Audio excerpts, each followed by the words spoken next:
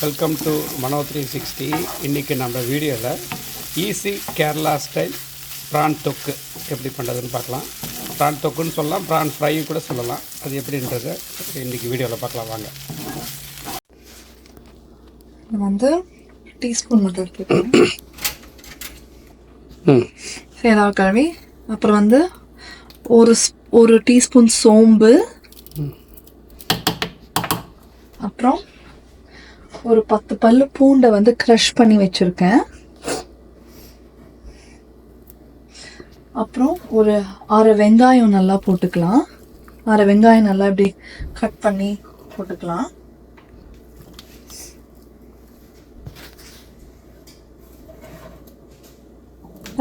கருவேப்பிலை நல்லா ஒரு கை அளவுக்கு போட்டுக்கலாம். அப்புறம் வந்து ரெட் சில்லி பவுடர் வந்து ஒரு 1/2 டேபிள் ஸ்பூன் போட்டுக்கலாம்.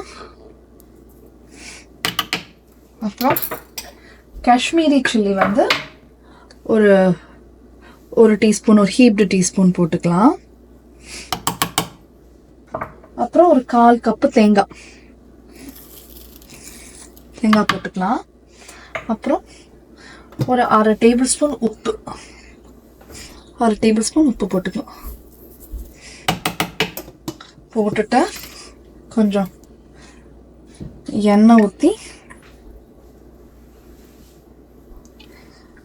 மேரினேட் பண்ணிக்க வேண்டியதான்.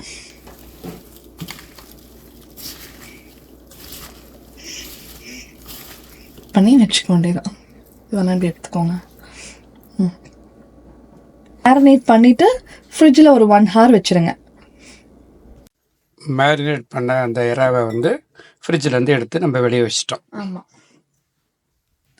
2 டேபிள் ஸ்பூன் எண்ணெய் ஊற்றிக்கோங்க. அது வந்து இப்போ கொஞ்சம் காயட்டும். காஞ்ச உடனே போட்டுக்கலாம்.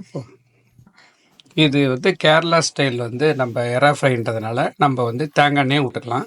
அப்படி தேங்காய் எண்ணெய் பிடிக்காதவங்க நம்ம நார்மலாக எண்ணெயும் விட்டுக்கலாம். இப்போ பாருங்கள், எண்ணெய் நல்லா காஞ்சிடுச்சு.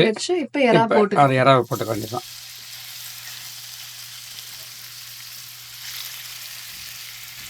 நம்ம ஃப்ரிட்ஜில் எடுத்து வச்சுருந்தோம்ல, நம்ம 1 hour வந்து மேரினேட் பண்ணி அதை எடுத்து இப்போ எல்லாம் ஃப்ரை பண்ண வேண்டியதான்.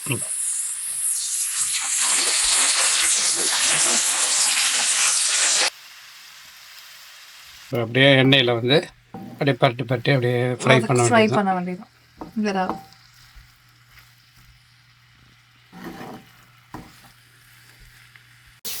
வச்சு நல்லா பண்ணிட்டு ஒரு டீஸ்பூன் வந்து ஜாகரி போட்டுக்கலாம். ஒரு டீஸ்பூன் ஜாகரி போட்டு நல்லா ஹை ஃப்ளேமில் வச்சு நல்லா வரல் எடுக்கும்.